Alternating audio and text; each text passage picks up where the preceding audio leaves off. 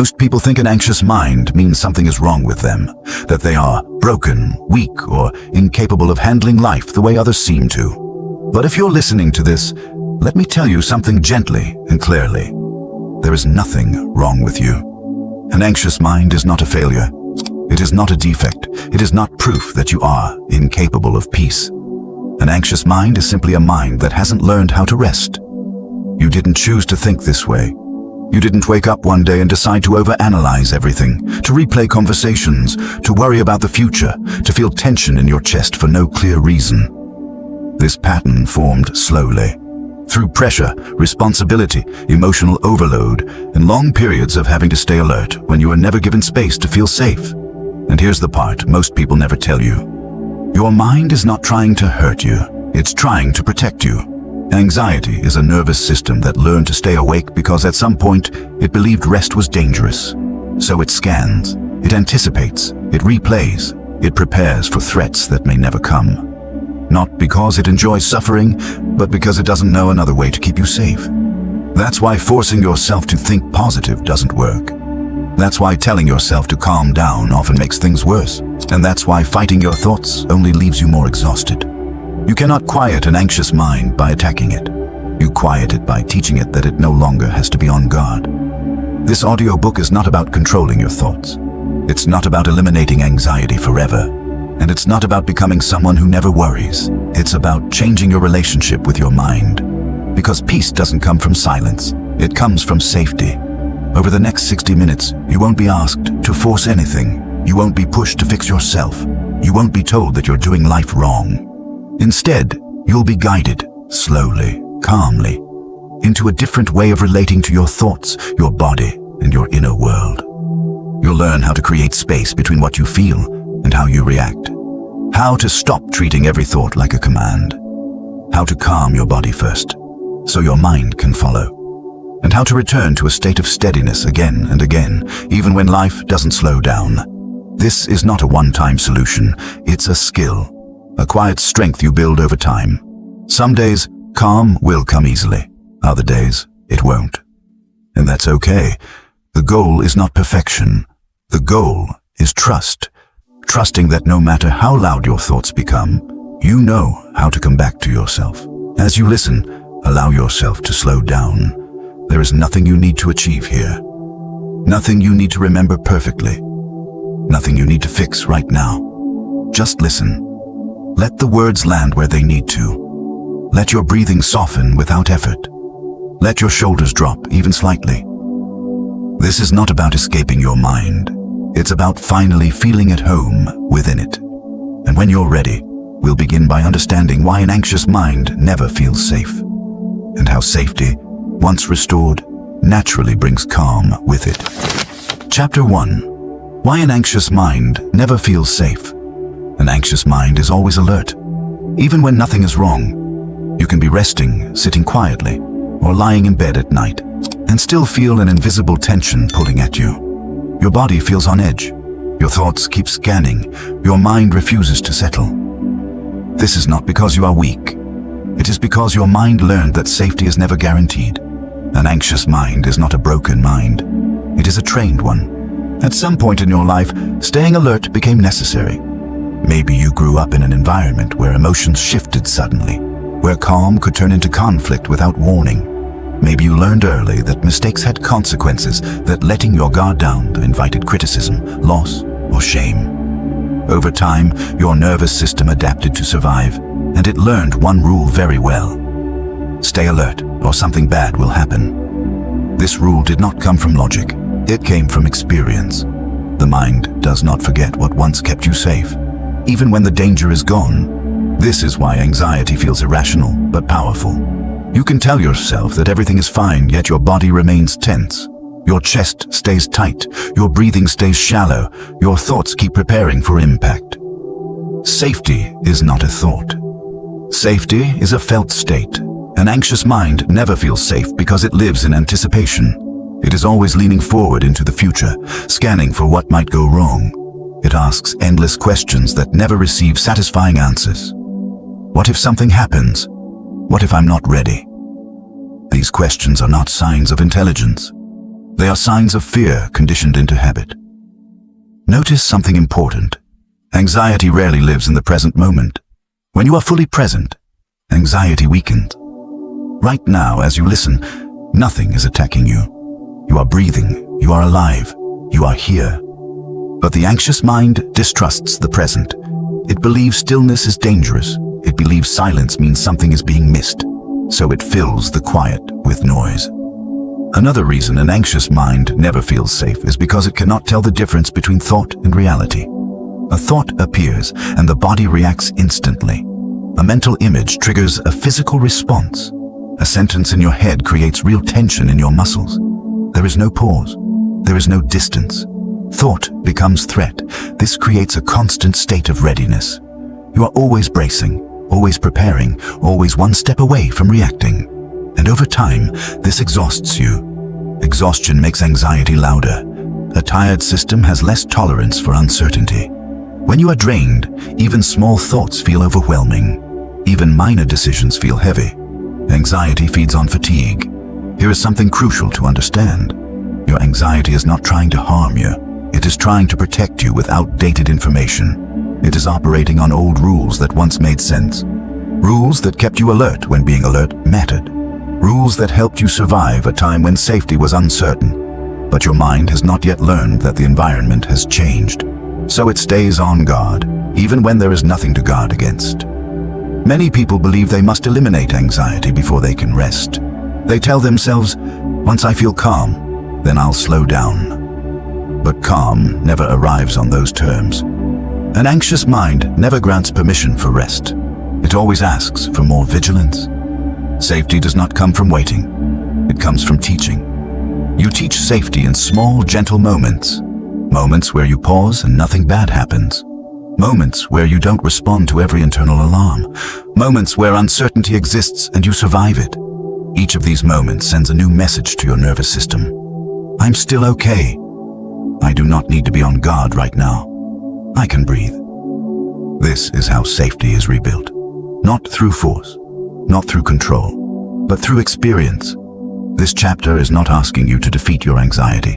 It is asking you to understand it. When you understand why your mind never feels safe, self-blame begins to soften. And when blame softens, space opens. In that space, your system can finally start to relax. An anxious mind is not weak. It is overworked. It has been standing watch for too long without relief. And just like any system deprived of rest, it becomes hypersensitive and reactive. Calm does not begin when anxiety disappears. Calm begins when safety slowly returns, and safety begins with awareness. The quiet realization that, right now, in this moment, you are not in danger, even if your mind insists otherwise. In the next chapter, we will take the first practical step toward that safety. We will learn how to stop treating every thought as a command. Because once you create space between what your mind says and what you obey, the grip of anxiety begins to loosen. Chapter 2. Stop treating thoughts like commands. Your thoughts are not orders. They are suggestions passing through your awareness. Most people live as if every thought deserves obedience. A worry appears, and they act on it. A doubt surfaces, and they retreat. A fearful image flashes, and their body tightens instantly. This is not because they lack strength. It is because no one ever taught them that thoughts do not equal truth. A thought is simply a mental event. It rises, lingers for a moment, and fades, unless you grab onto it. The anxious mind does not suffer because it thinks too much. It suffers because it listens too closely. From an early age, you were conditioned to trust your thoughts. If your mind said something was dangerous, you believed it. If it warned you, you reacted. This made sense when you were learning how to navigate the world, but over time, the habit solidified into reflex. Now, every thought feels urgent. Every internal sentence feels like a call to action. Here is the quiet truth most people never hear. You can have a thought without doing anything about it. That idea alone can feel unsettling at first. The anxious mind believes that ignoring thoughts leads to disaster. It assumes that vigilance is the only thing keeping chaos away. So it clings tightly to every mental signal, even the false ones. But notice this carefully. Your mind generates thousands of thoughts every day. Many of them contradict each other. Some are outdated, exaggerated, or completely untrue. If every thought were a command, your life would be unlivable. The problem is not the presence of anxious thoughts. The problem is the absence of distance. Distance is what gives you choice. Without it, reaction feels automatic. When a thought says something is wrong, the body reacts before you question it. When it says you're not ready, your confidence collapses. When it says this will go badly, you tense up and brace for impact. This happens so fast that you don't even notice the moment of surrender. Here is a simple but powerful shift. Instead of asking whether a thought is true, ask whether it is helpful. That question alone slows the process down. It creates a pause. And in that pause, you regain authority. You do not need to argue with your thoughts. You do not need to replace them with positive ones. You simply need to stop kneeling to them. Anxious thoughts thrive on unquestioned obedience. They weaken when observed calmly. Imagine sitting beside a busy road. Cars pass by constantly. You notice them, but you don't chase them. Thoughts work the same way when you allow them to move through without grabbing the wheel. This takes practice. At first, your mind will protest. It will say, this thought is important. It will say, you can't ignore this. And sometimes it will feel convincing. But urgency is not proof. Loudness is not truth. You're allowed to say, not right now. You're allowed to let a thought exist without responding. This is where calm begins to form. Not by silencing the mind, but by changing who is in charge. You are not your thoughts. You are the one who hears them. That distinction may sound small, but it changes everything. When you stop treating thoughts like commands, your nervous system begins to relax. It no longer has to jump at every signal. It starts to learn that observation does not equal danger. Over time, something subtle happens. Thoughts still appear, but they lose their grip. They feel less personal, less threatening, less urgent. This does not mean you become careless or disconnected. It means you become discerning. You respond instead of react. You choose instead of obey. There will be moments when a thought pulls you back into old habits. That is not failure. That is training. Each time you notice a thought without acting on it, you strengthen a new pathway. Each time you pause, you remind your system that safety does not require constant response. Calm is not built in dramatic breakthroughs. It is built in these quiet moments of non-obedience. Right now, as you listen, thoughts may be passing through your mind. Let them. You don't need to fix them. You don't need to chase them away. Just notice this. You are here, listening, breathing, and nothing bad is happening. That realization is more powerful than any argument. In the next chapter, we will go deeper into this pause, learning how to create space between what you feel and how you react. Because once you discover that space, calm stops feeling fragile. It starts to feel available again. Chapter 3. Create space between feeling and reaction. Anxiety does not overwhelm you all at once. It overwhelms you when there is no pause. A feeling rises in your body, and before you realize what is happening, you react. Your chest tightens. Your thoughts accelerate. Your behavior follows automatically. This happens so fast that it feels inevitable. But it isn't. Between what you feel and what you do, there is always a space. Most people just never learn to see it. That space is where calm begins. When anxiety appears, the body reacts first. Your nervous system fires before logic enters the room. Muscles tense. Breathing shortens. Your heart rate shifts. Only after that does the mind arrive to explain what you are feeling. This is important because it means anxiety is not a choice, but reaction is. The anxious mind believes that feelings demand immediate action. If fear appears, you must escape. If tension appears, you must fix something. If discomfort appears, you must make it stop. This belief keeps anxiety alive. Feelings are signals. They are not instructions. A feeling can exist without requiring a response, but only if you slow the process down enough to notice it. Most people never do. They live in reaction mode. One sensation triggers one thought triggers one behavior, and the cycle repeats endlessly. This is why anxiety feels uncontrollable. There is no gap where choice can enter. Creating space does not mean suppressing what you feel. It means allowing the feeling to be there without immediately obeying it. That distinction changes everything. At first, this will feel uncomfortable. The anxious system is used to movement. It believes stillness is, say, dangerous. Pausing can feel like you are doing something wrong. You aren't. You are retraining your nervous system. The pause does not need to be long. It can be as short as one breath, one conscious inhale, one slow exhale. That single breath interrupts the automatic chain. In that moment, you are no longer trapped inside the reaction. You are witnessing it, and witnessing creates distance. Distance does not mean detachment. It means perspective. When you pause, you may still feel anxious, but now the feeling is something happening within you, not something controlling you. This is the beginning of emotional freedom. Notice this carefully.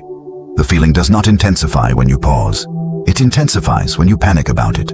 Anxiety feeds on urgency. When you slow down, you deprive it of fuel. Many people fear that if they don't react, something terrible will happen. But look at your own experience. How many times have you reacted immediately and still felt anxious afterward? Reaction does not resolve anxiety. It reinforces it. Space weakens it. At first, the space may feel small, just a flicker of awareness before reaction takes over again. That is enough. You're not trying to eliminate the reaction. You're trying to notice it sooner. Each time you catch yourself, even 1 second earlier, you are winning. This practice builds quietly. There is no dramatic moment, no sudden transformation, but something shifts. You begin to recognize the physical signals of anxiety before the mental spiral begins. You notice the tightness, the heat, the restlessness, and instead of running from it, you stay. Staying is powerful. It tells your nervous system that discomfort is survivable. It teaches your body that you do not need to flee from every sensation. This is how trust is rebuilt. The space between feeling and reaction becomes wider over time. What was once automatic becomes optional. What once controlled you becomes something you can work with. Calm does not come from eliminating feelings. It comes from changing your response to them. You begin to realize something deeply reassuring. You can feel anxiety and still function. You can feel tension and still remain grounded. You can feel discomfort and still be safe. This realization dissolves fear at its root. Because anxiety's greatest threat is not the feeling itself. It is the belief that you cannot handle it. When you create space, you prove that belief wrong. Right now, as you listen, feelings may be present in your body. You do not need to change them. Just notice them. Notice that you are here. Breathing, listening, not reacting. Nothing is falling apart. That awareness is the space we are talking about, and the more you return to it, the more natural it becomes. In the next chapter, we will take this understanding even deeper by shifting focus from the mind to the body. Because before the mind can learn to feel calm, the body must learn that it is safe. And once the body softens, the mind no longer has to fight so hard. Chapter 4. Calm your body before your mind. An anxious mind is often misunderstood. People try to reason with it. They try to reassure it. They try to talk it into calm. But anxiety does not begin in the mind. It begins in the body. Before a single anxious thought appears, your nervous system has already shifted. Your muscles tighten. Your breathing becomes shallow. Your heart rate changes. Your body prepares for danger long before your mind understands why. This is why thinking your way out of anxiety rarely works. You cannot convince a tense body to relax with logic. You must show it. The body does not speak the language of words. It speaks the language of sensation. An anxious body feels unsafe, even when life is stable. And as long as the body feels unsafe, the mind will keep searching for reasons. This is the loop most people get trapped in. Their body is tense. Their mind looks for explanations. Those explanations create more tension. And the cycle continues. Here is a truth that changes everything. A calm body leads. The mind follows. When your body settles, your thoughts naturally slow down. When your breathing deepens, your mind loses urgency. When your muscles release, your thoughts stop bracing for impact. Calm is not something you think yourself into. It is something you allow your body to feel. Most anxious people live disconnected from their bodies. They stay in their heads, monitoring thoughts, analyzing emotions, searching for control. But the body is where safety is registered. Ignoring the body keeps anxiety alive. This does not mean forcing relaxation. Forcing calm is just another form of tension. The body does not respond well to commands. It responds to permission. Permission to slow down. Permission to soften. Permission to stop preparing for a threat that is not present. One of the simplest ways to communicate safety to your body is through breathing. Not controlled breathing. Not dramatic breathing. Just slower, deeper breathing than usual. When you lengthen your exhale, you signal to your nervous system that danger has passed. This is not a trick. It is biology. Your body has spent years learning how to be alert. It can learn how to release. Another powerful signal of safety is posture. An anxious body collapses inward. Shoulders rise, jaw tightens, the chest closes. When you gently open your posture, even slightly, you interrupt that message. You tell your body, "I'm not under attack." Small changes matter. So does grounding. Anxiety pulls you upward and outward into imagined futures and mental noise.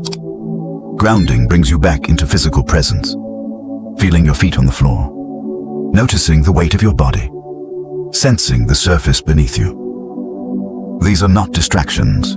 They are reminders of where you actually are. Right here. Right now. Safe enough. Many people resist focusing on the body because sensations feel intense. They worry that paying attention will make anxiety worse.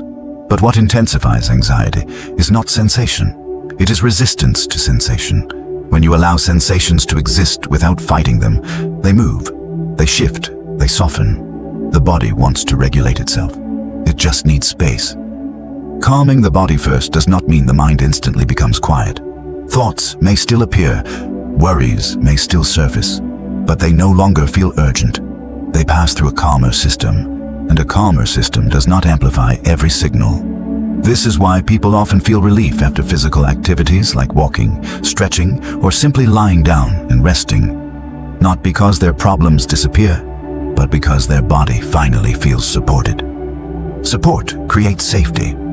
Safety creates calm. You do not need long routines or perfect practices. You need consistency.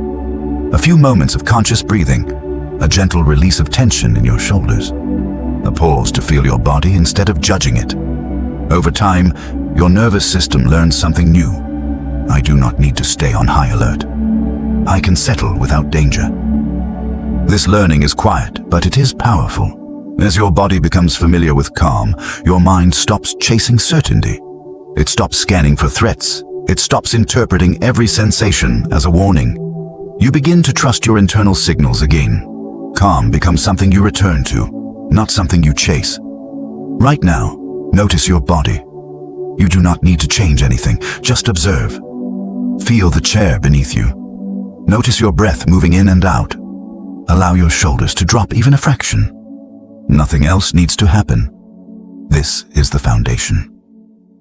In the next chapter, we will explore why fighting anxiety actually makes it stronger, and how allowing it, without surrendering to it, removes its power. Because when your body feels safe, the mind no longer needs to defend itself. Chapter 5. Why fighting anxiety makes it stronger. Most people believe anxiety is something to defeat. They brace against it. They argue with it. They try to push it away as quickly as possible, and without realizing it, they make it stronger. Anxiety does not grow because it exists.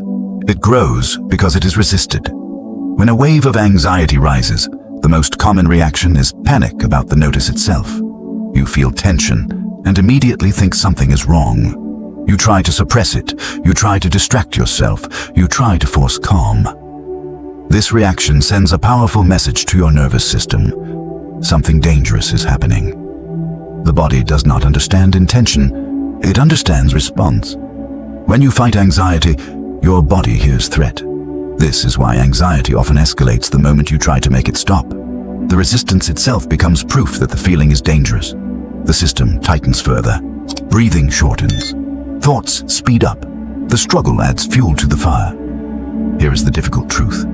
Anxiety cannot be forced into silence. It is not an enemy you overpower. It is a signal you must learn to tolerate. Tolerance is not surrender. It is strength without violence.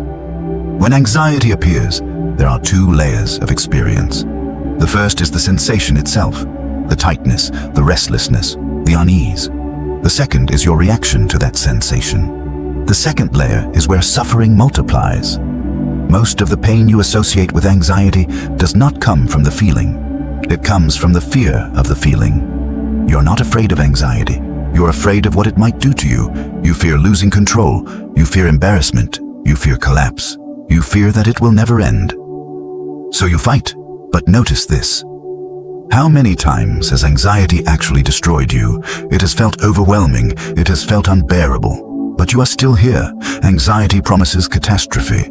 Experience tells a quieter story. Allowing anxiety does not mean letting it take over your life. It means letting the sensation exist without adding panic to it. This requires a subtle shift. Instead of asking, "How do I make this stop?" you ask, "Can I let this be here without running?" At first, the answer may feel like no. That is okay. Allowance is not passive. It is an active choice to stay present. When you allow anxiety, something unexpected happens. The sensation reaches a peak, and then it begins to move. Feelings are designed to move through the body. They only get stuck when they are blocked. Resistance blocks movement. Allowance restores flow. This does not mean anxiety disappears instantly. It means it loses its authority. It no longer controls your behavior. It no longer dictates your next move. You begin to realize something powerful. You can feel anxiety and still breathe. You can feel anxiety and still function. You can feel anxiety and still be safe. That realization dissolves fear at its core. Many people confuse allowing anxiety with liking it. You do not have to like it. You do not have to welcome it. You simply stop declaring war on it. War keeps systems alert. Peace allows them to rest.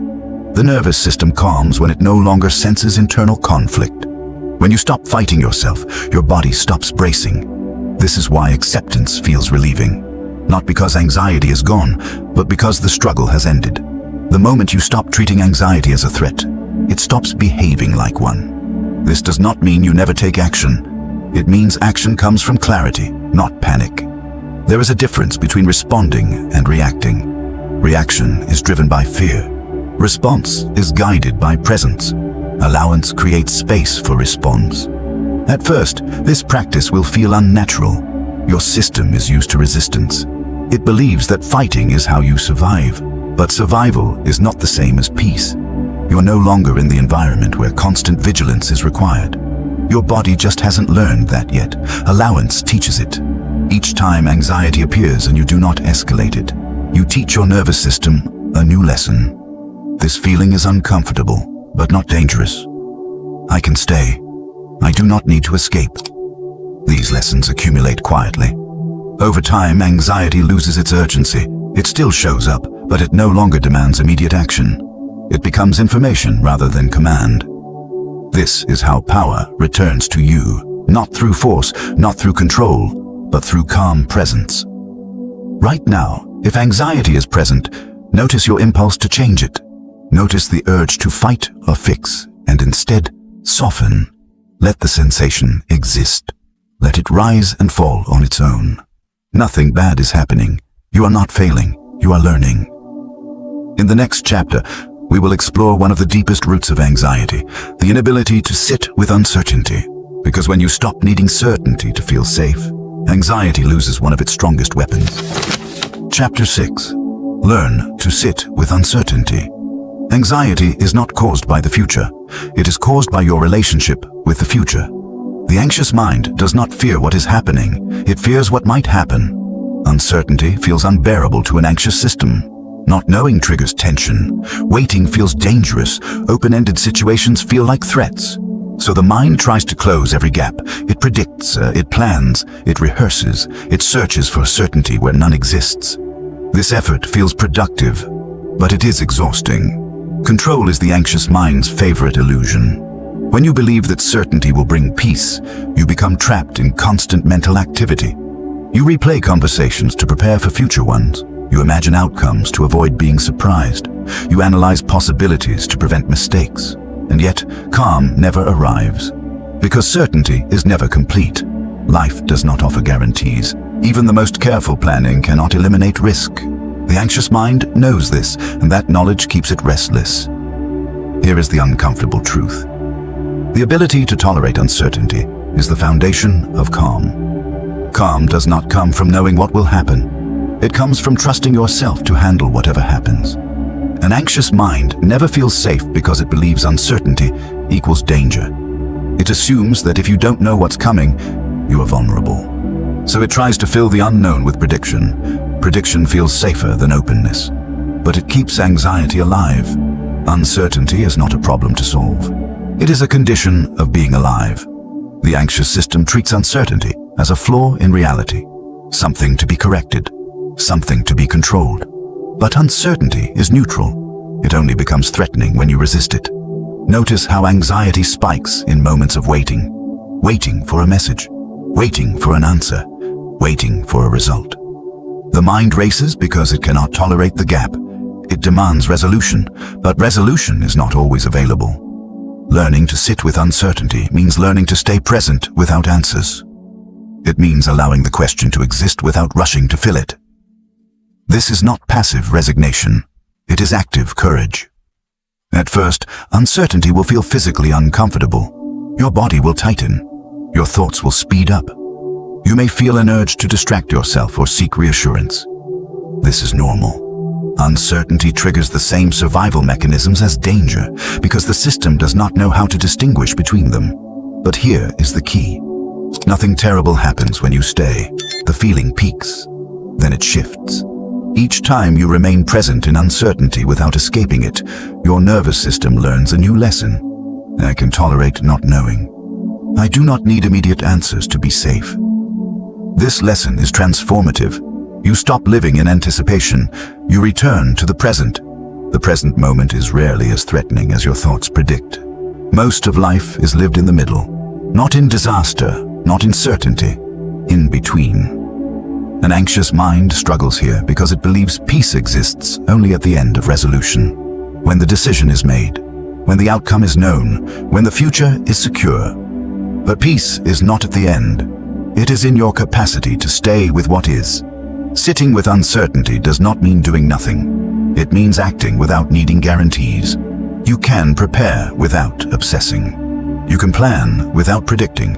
You can move forward without knowing the ending. This is how calm people live. Not because their lives are predictable, but because they trust their ability to adapt. Trust replaces certainty, and trust is built through experience. Each time you face uncertainty and survive it, your confidence grows. Not confidence in outcomes, confidence in yourself. This shifts something deep inside. The future stops feeling like a threat. It becomes unknown, but not hostile. Anxiety loses one of its strongest weapons. Right now, you may be facing uncertainty in your own life. A decision, a waiting period, an unanswered question. Notice your urge to resolve it immediately. Notice the tension that urge creates, and then soften. You do not need to know everything right now.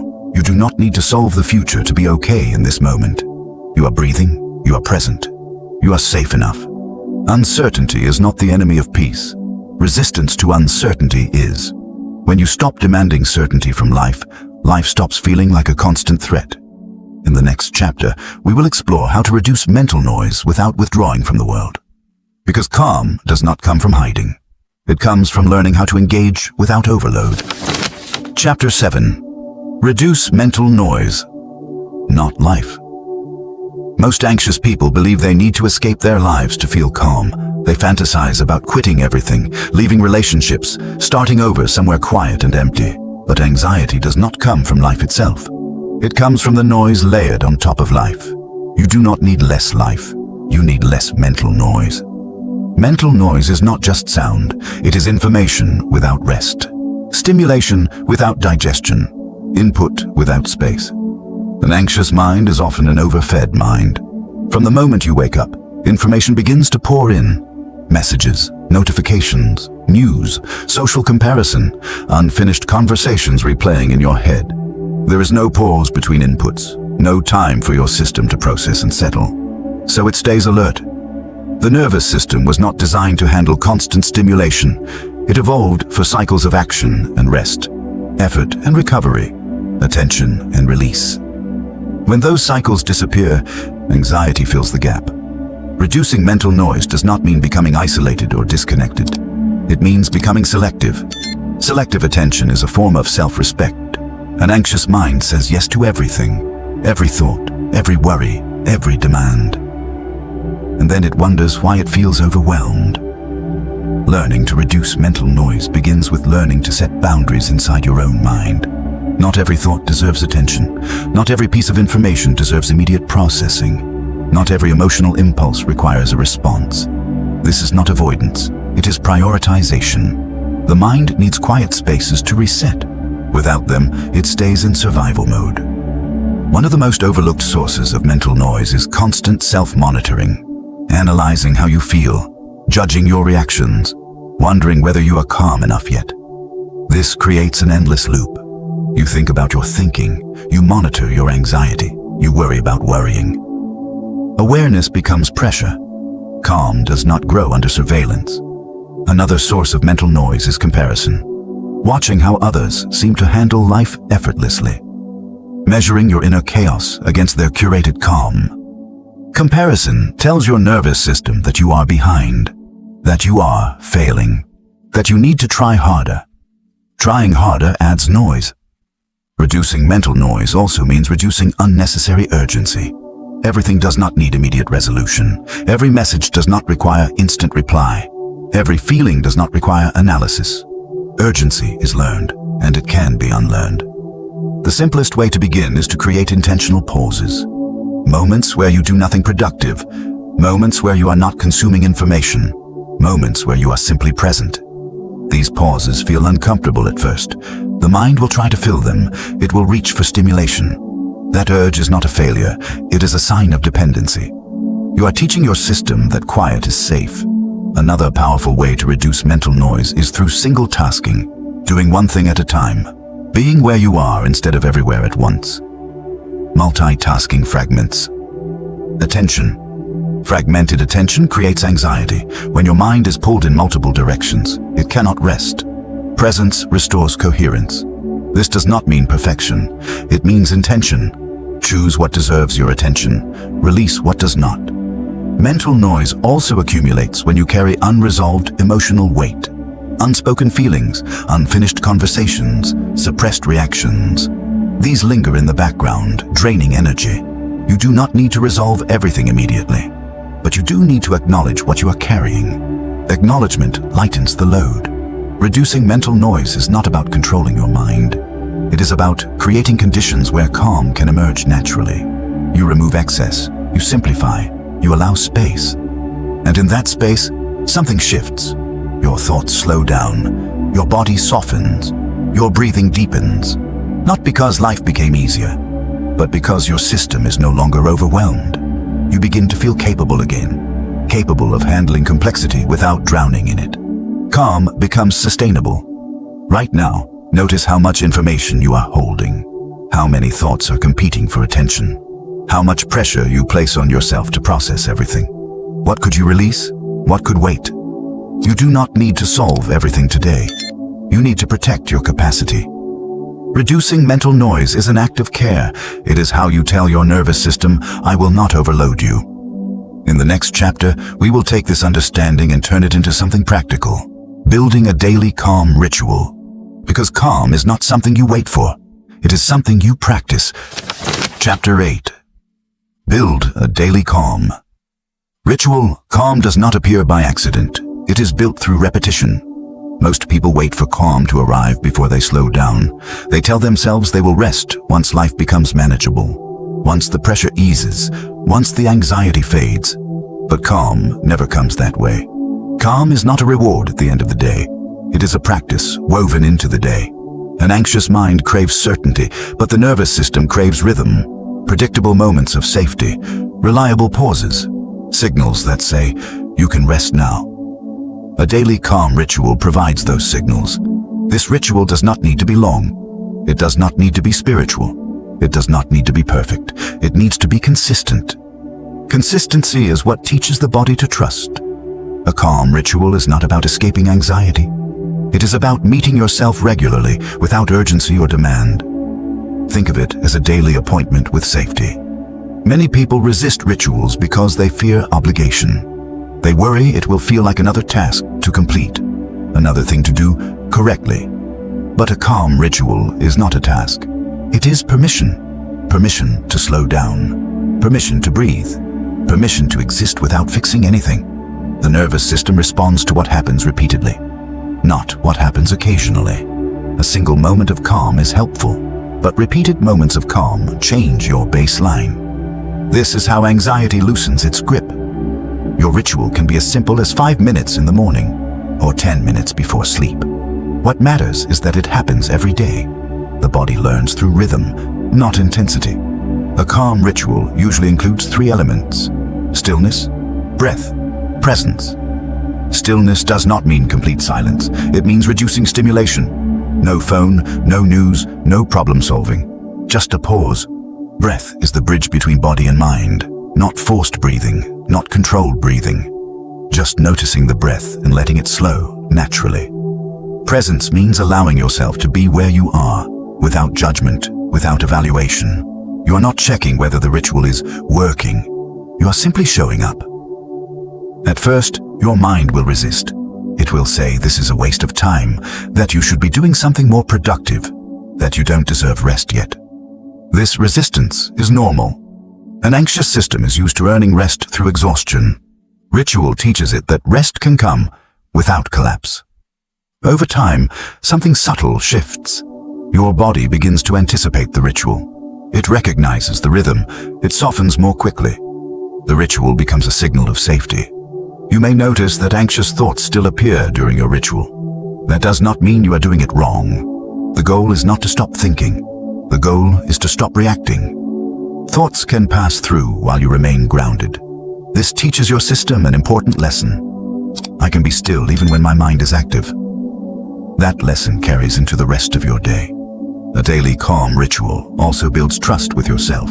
You show yourself again and again that you will pause, that you will listen, that you will not abandon yourself to urgency. Trust reduces anxiety more than control ever could. Some days, your ritual will feel peaceful. Other days, it will feel restless. Both are acceptable. Calm is not about feeling a certain way. It is about relating differently to whatever arises.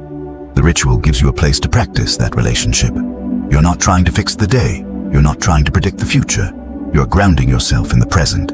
Even 5 minutes of this practice sends a powerful message to your nervous system. There is time. There is space. I am safe enough right now. That message accumulates. Over weeks and months, your baseline begins to change. Your reactions slow. Your tolerance for uncertainty increases. Your mind becomes less urgent. Not because life became easier, but because you became steadier. A calm ritual is not about escaping stress. It is about preparing for it. You are building capacity. Capacity to feel without panic. Capacity to pause before reacting. Capacity to return to yourself when the world becomes loud. Right now, consider where a ritual could fit into your day, not where it should fit, where it realistically can. Morning or evening, 5 minutes or 10. Start small. The power is not in the duration, it is in the repetition. In the next chapter, we will address one of the most limiting habits of an anxious mind, identifying yourself as anxious. Because the moment you stop defining yourself by your anxiety, you reclaim something essential, your sense of self. Chapter 9. Stop identifying yourself as anxious. The most powerful anxiety habit is not worrying, it is identity. The moment you say, I am an anxious person, something subtle happens. Anxiety stops being an experience, it becomes who you are. This shift is quiet, but deeply limiting. When anxiety becomes identity, every feeling is interpreted through that label. Every reaction is explained by it. Every struggle feels permanent. I'm just anxious. That's how I am. This is who I've always been. These sentences may sound honest, but they keep anxiety alive. You do not have anxiety anymore. You are anxiety, and what you believe you are, you protect. An identity is powerful because it shapes expectation. When you expect anxiety, you scan for it. When you scan for it, you find it, and when you find it, the identity is confirmed. This loop feels convincing, but it is not truth, it is familiarity. Anxiety is a state, not a self. You experience anxiety the same way you experience hunger, sadness, or excitement. It arises It moves, it passes, but identity freezes it. Once anxiety becomes who you are, change feels threatening. Letting go feels like losing yourself. Calm feels unfamiliar, so the system resists it. This is why many people feel anxious even when nothing is wrong. Their nervous system is trying to stay consistent with the identity it has learned. Consistency feels safe, even when it hurts. Here is a crucial distinction. You are the one who notices anxiety. That means you are not it. You are the awareness that experiences it. This may sound philosophical, but it has practical consequences. When you stop identifying with anxiety, you create space between experience and self. That space is freedom. Freedom to feel anxious without panic. Freedom to feel calm without suspicion. Freedom to change without losing yourself. Notice how language shapes your experience. I'm anxious feels heavy and final. I feel anxious right now feels temporary. One statement closes the door, the other leaves it open. This is not about pretending anxiety doesn't exist. It is about placing it where it belongs. In experience, not identity. The anxious mind often clings to labels because they explain pain. Labels offer clarity. They make suffering feel understood. But clarity is not the same as confinement. You can understand anxiety without becoming it. You can acknowledge patterns without turning them into personality traits. Many people fear that letting go of the anxious identity means denying their struggles. It does not. It means refusing to let struggle define your essence. You are more than your nervous system, more than your habits, more than your coping mechanisms.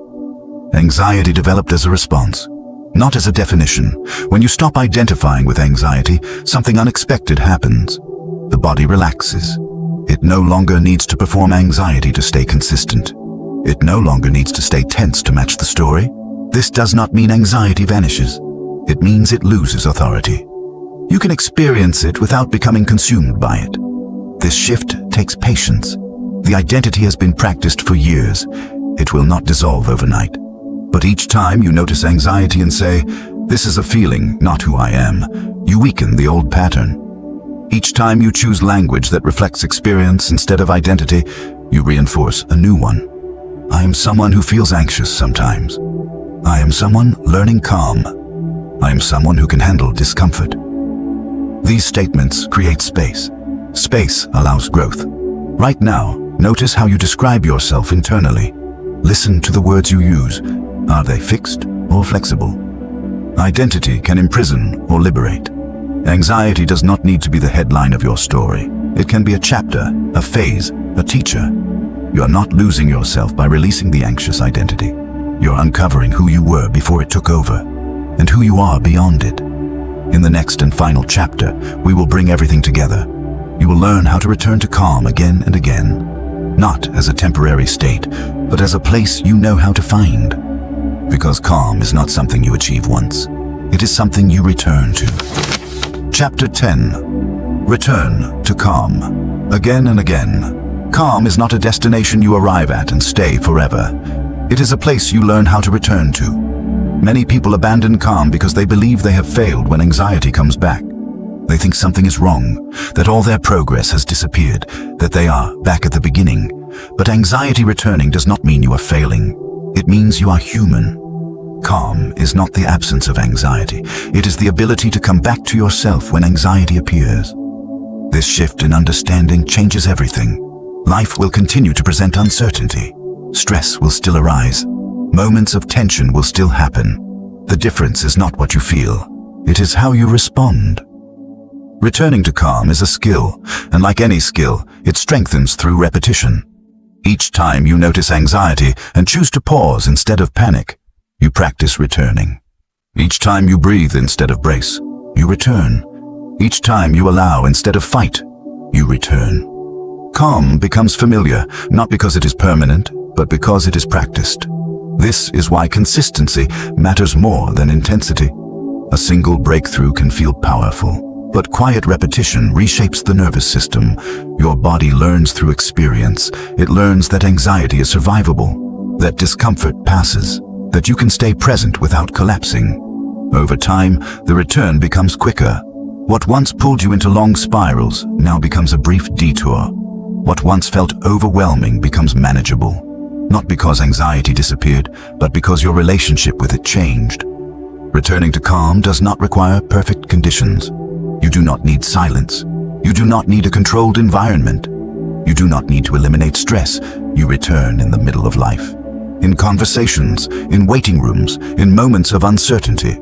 You notice your breath, you feel your body, you soften your resistance, and you come back. At first, this return may feel subtle, almost disappointing. You may expect calm to feel dramatic or euphoric. But real calm is quiet. It feels like steadiness, like grounding, like enough. This is important to understand. Calm does not mean you stop caring. It means you stop panicking. You still take action. You still make decisions. But they come from clarity rather than fear. This clarity is what gives you confidence. Not the loud confidence of certainty, but the quiet confidence of self-trust. Self-trust grows each time you return. Each time anxiety appears and you do not abandon yourself, trust strengthens. You show yourself that you can handle discomfort, that you can stay present, that you can choose how to respond. This trust becomes your foundation. With trust, the future no longer feels hostile. It feels unknown, but navigable. You stop scanning for danger. You start engaging with life. Returning to calm also means accepting fluctuation. Some days will feel easier. Some days will feel heavier. This does not define your progress. Progress is not a straight line. It is a pattern of return. The quicker and kinder your return, the steadier your system becomes. Be gentle with yourself in this process. Harshness triggers anxiety. Compassion settles it. You are not trying to control your mind. You are learning to support it. Support creates safety. Safety creates calm. Right now, notice that you are listening, breathing, present. That is a return. You have already practiced this skill many times without naming it. Now you are naming it. You are choosing it. Calm is not something outside of you. It is something you can access. Again and again. As you move forward, remember this. You do not need to eliminate anxiety to live well. You need to know how to come back when it appears. That knowledge is freedom. This audiobook was not about fixing you, because you were never broken. It was about teaching your nervous system that safety is possible, that rest is allowed, that calm is available. Not once, but repeatedly. And each time you return, it becomes easier. Because calm is no longer unfamiliar. It is home. If there is one truth to carry with you from this audiobook, let it be this. You were never meant to eliminate anxiety in order to live well. You were meant to understand it. Throughout this journey, you were not asked to become someone else. You were not asked to silence your mind, control every feeling, or force yourself into calm. Instead, you were invited to change your relationship with what arises inside you. And that changes everything. An anxious mind is not a sign of failure. It is a sign of a system that learned to survive. A system that stayed alert when rest did not feel safe. A system that protected you the only way it knew how. When you see anxiety this way, something softens. Self-blame loosens its grip. The inner war begins to quiet. You learned that calm does not come from fighting thoughts, but from creating space. That feelings are not commands. That reactions can be paused. That your body must feel safe before your mind can settle. You learned that uncertainty is not the enemy of peace. Resistance to uncertainty is. You learned that mental noise can be reduced without shrinking your life. That calm is built through small, consistent rituals. That anxiety does not define who you are. It is something you experience, not something you are. And perhaps most importantly, you learned that calm is not something you achieve once and hold on to forever. It is something you return to, again and again. This understanding is freeing, because it releases you from the pressure of perfection. You no longer need to ask, why am I anxious again? You can ask, how do I return?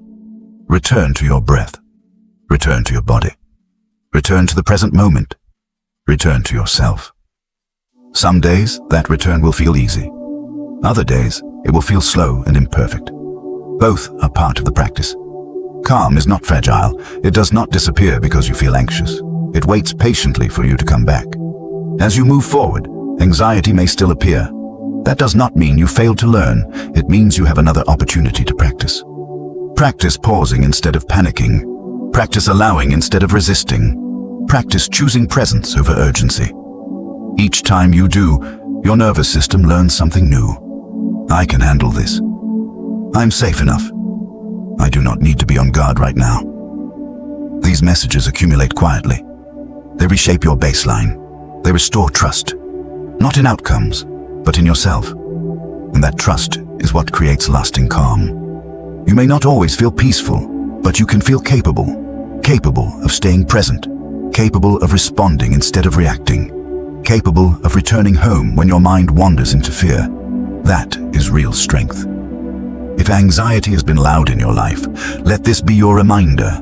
Calm was never missing. It was just unfamiliar. And now you know how to find it. Not by force, not by control, but by gentle return, again and again. And that is enough.